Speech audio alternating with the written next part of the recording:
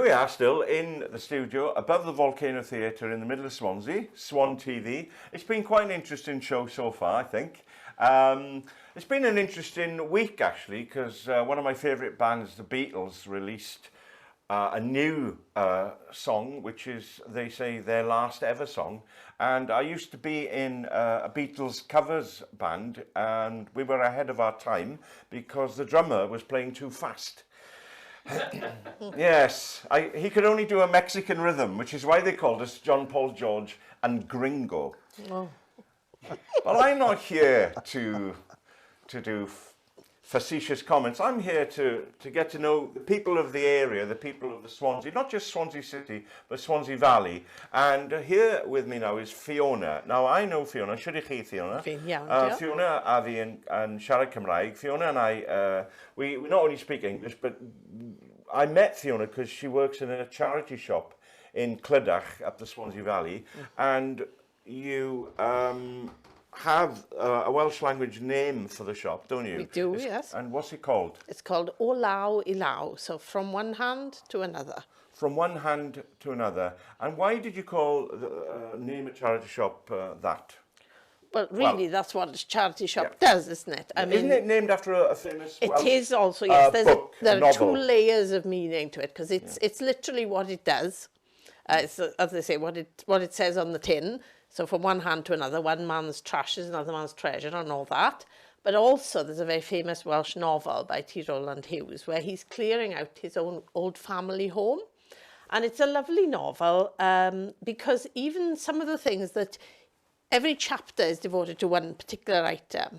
And there are some items and the author is sort of going, oh, I don't know who is going to want this, where I can find a home for this. And yet somehow by the end of each chapter, not only has he found a home for it, but he's found an ideal home for it. And so that's the aim, obviously, in a charity shop. And sometimes I've found that something comes in and I'm going, oh, nobody's going to want this. And then before you know it, it's in the window and somebody goes, oh, you've got a so-and-so, and they jump at it straight away. Well, in that book, as I remember, each chapter is like, you might be selling, trying to get rid of a cupboard or an old piece of furniture. But in your shop, you sell smaller things, obviously, of books, records, clothes. Yes. And when I've been into your shop, I'm always amazed, really. I know charity shops are generally cheaper than normal shops, but your shop has really good quality stuff for like £3 or less. Yes. And I asked you about that once. And what's the reason why the prices are so low? It's because, well, the charity shop is a branch of the charity Ty Croeso, which again is a Welsh name for House of Welcome,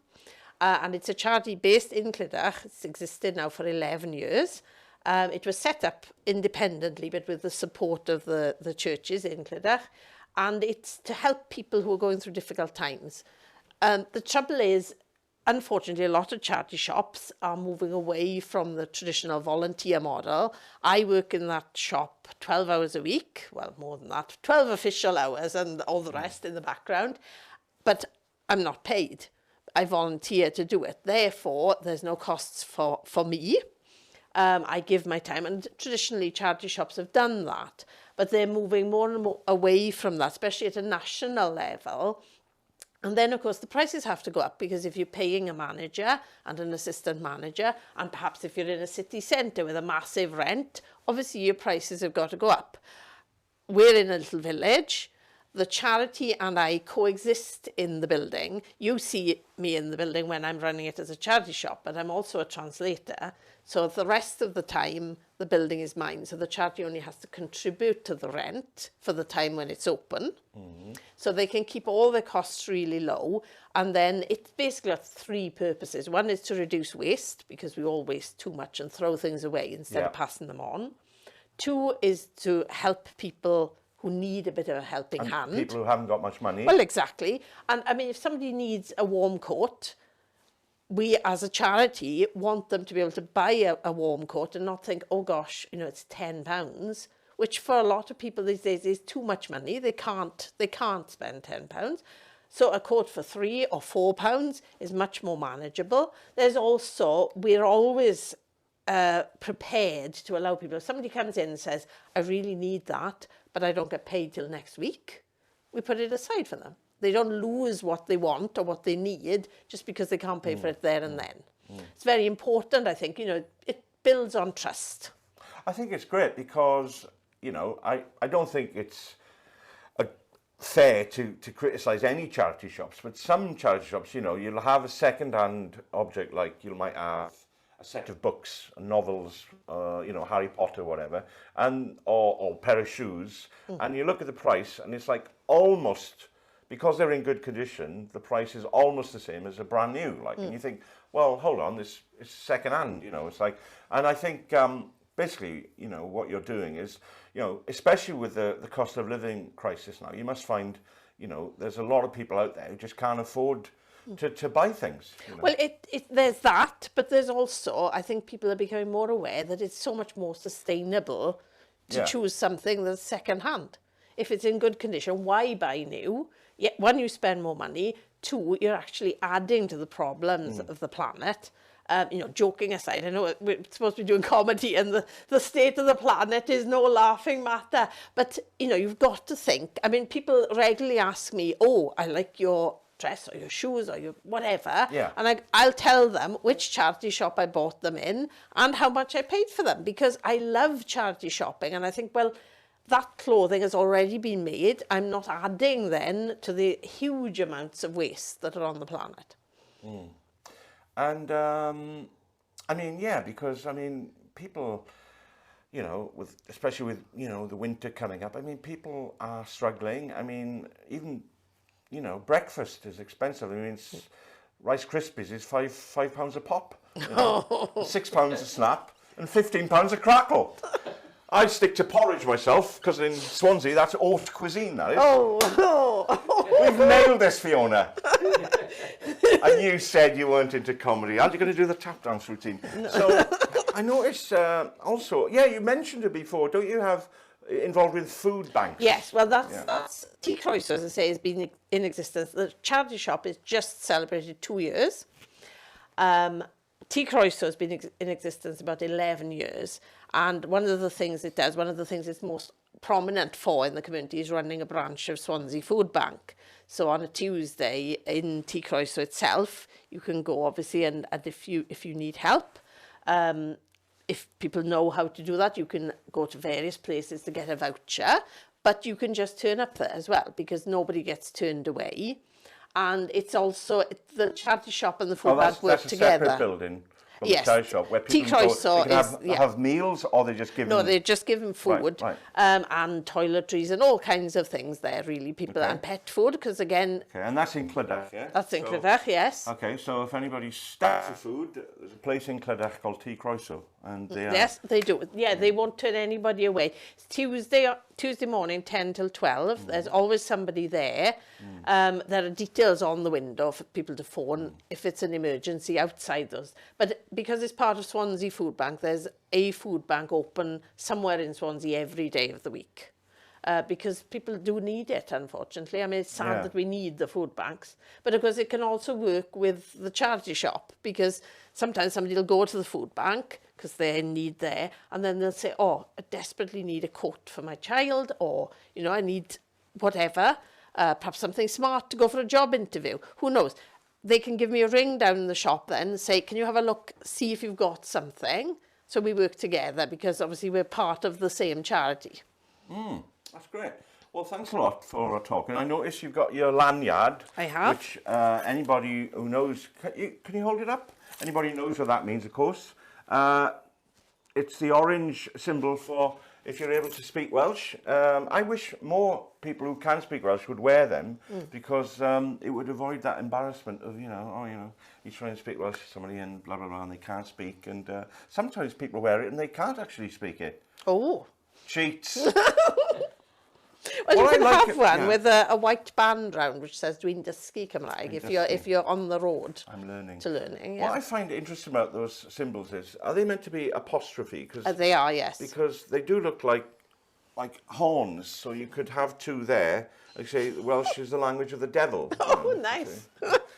Traditionally, the language of heaven, I think. Well, not when they put Pobl y Com on BBC Two, it wasn't.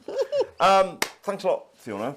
Diolch yn fawr. Croeso. Right, Adrian is our next guest. Adrian Evans. Hello, Noel. I know Adrian quite well. Now, Adrian's middle name, isn't it Chris? Christopher. Adrian Christopher Evans, so I just call him Ace. The reason why I know Adrian is because this is a comedy link, actually. Just as we had, the first guest was Anna, who runs a venue on the High Street in Swansea. We have Adrian, who runs a wonderful entertainment venue down in Mumbles, home of Catherine Zeta-Jones and other famous people. But you've run that for a number of years under you run it under a different name, didn't you? That's right. It was Cafe Play Mumbles first of all. Cafe Play, and Cafe Play was not just a bar; it was also what you children's soft play. So people could bring their children in the daytime, 7 days a week, from 9 o'clock in the morning till about 6 o'clock in the night, and they could run around in the jungle gym. Parents could have a coffee, something to eat, a soft drink. Yeah, and the jungle gym was absolutely massive, wasn't it? It took up, because the venue is in what some people might recognise or remember, the old Bentley's nightclub, which it was a cinema back in the 1920s. That's right. It's been several things over the years. So it started off back, I believe it was 1926, and that was a theatre back then.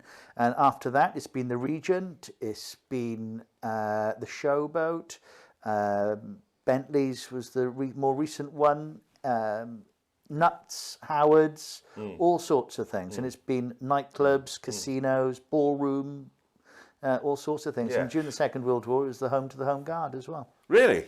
Good God. What, the 14th air fresheners? That's right, Dad's Army. And the jungle gym, the climbing frame, took up like half of the space. It was massive, I remember. But since you were refurbished last year, you had that removed, right? Yes, everything was removed and started from scratch, really. So we put, CU is the periodic name for copper. So it's a bit of a play on words, Cu Mumbles. So Cu for cocktails, Cu for comedy, Cu for cinema, Cu for dance. You know, there's lots of different things which you can use with that name.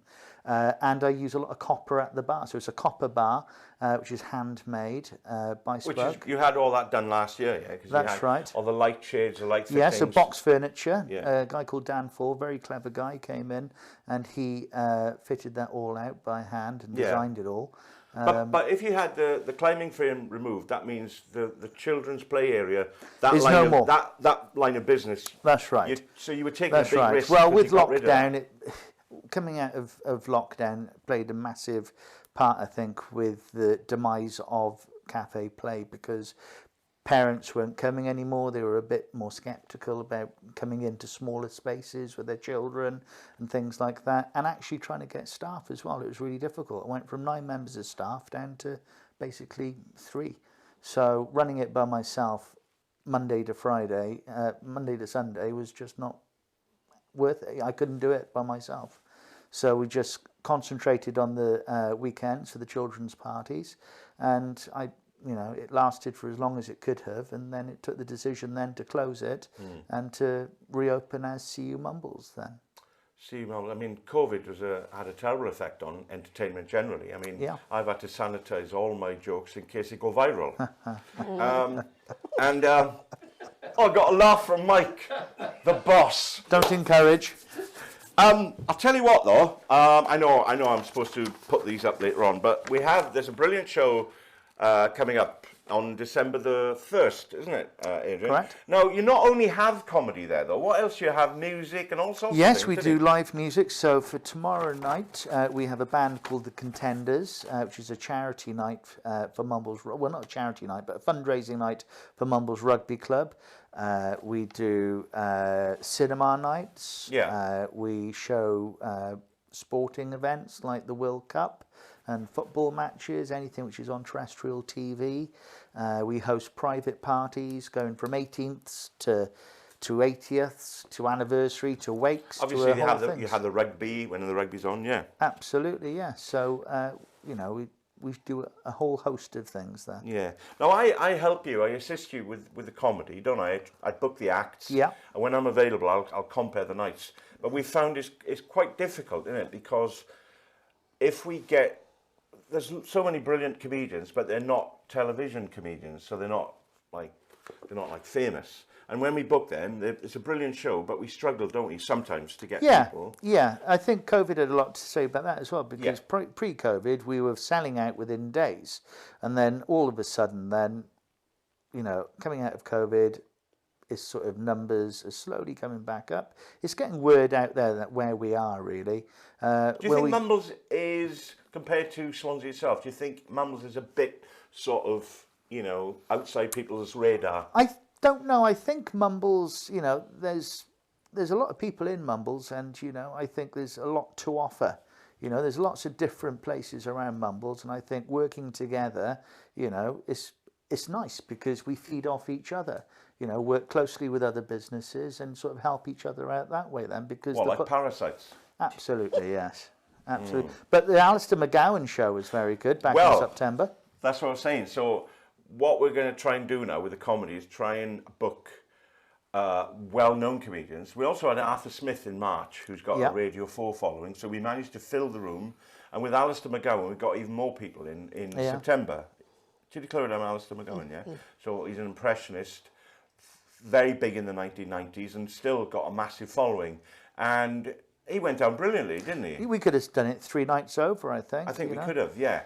And so for the next show, after, well, we've had one show since Alistair, and then now in December, we've got this guy, Adam Bloom. Yeah. And when I mentioned his name to you, be honest, you hadn't heard of him, had you? No, but I recognised the face. But from what, I can't remember. Well, I think you owe him 20 quid for something. No. Sorry about that. Trying to be spontaneously funny here. Adam Bloom has just written a book called Finding Your Comic Genius. And this is one reason why I thought it'd be a good, if I could nail him for December the 1st, and he really didn't want to do it, because he's been touring, publicising this book. He's exhausted, I think. And I persuaded him, come on, you know, come and do the gig. And he gave me this book, and I'm not trying to boast, but one of my jokes is mentioned in it. Can you imagine that? And he says he thinks I've got a good comic mind, which is nicer than being called silly or daft, you know. But the joke he's got, one of my jokes, he says, Noel James, in brackets, playful, otherworldly. Wow. I've never been called that before. And the joke that he quotes of mine says, I was in a pub and I saw this guy with an eye patch. Apparently, he was trying to give up eyes. Now, he then goes on to say that I wrote the joke in the 1990s when cigarette patches, tobacco patches were more common. And, but yeah, you know, it's like, it's such a compliment when somebody, you know, writes a book and all that. And so, we managed to get him interviewed by somebody from the Western Mail and South Wales Media. So hopefully we will get a good crowd for that. Yeah, fingers I think crossed. so. Yeah, definitely. Yeah. And we're going to carry on with the comedy next year.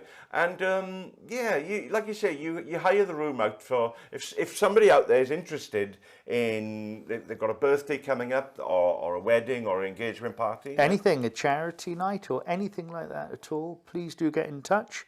The email address is, I've got to remember what it is now, info@cumumbles.co.uk. Well, there you go. What can we say after that? Apart from thank you very much to all 4 of our guests, but in this case, Fiona and Adrian. It's been an interesting first show. I'd like to thank the cameramen, Brian, Hugh, and if I must, Mike Davis, the non-political boss of tonight's show. Oh, dear me, you're not laughing, Mike. It's not Davis. It's not Davis at all. That was a misnomer. What's your surname then? It is Davis. It's Mike Leahy. Oh, God, yeah, he's Chinese, I forgot. Well, there you go. Thank you very much for watching. And let's hope we carry on and let's hope I remember the prop for Philip Schofield's Life What You Want, because I meant to open it, and there's a big turd in there, you see. Nice. Which I protect, because life's not just about looking after number 1.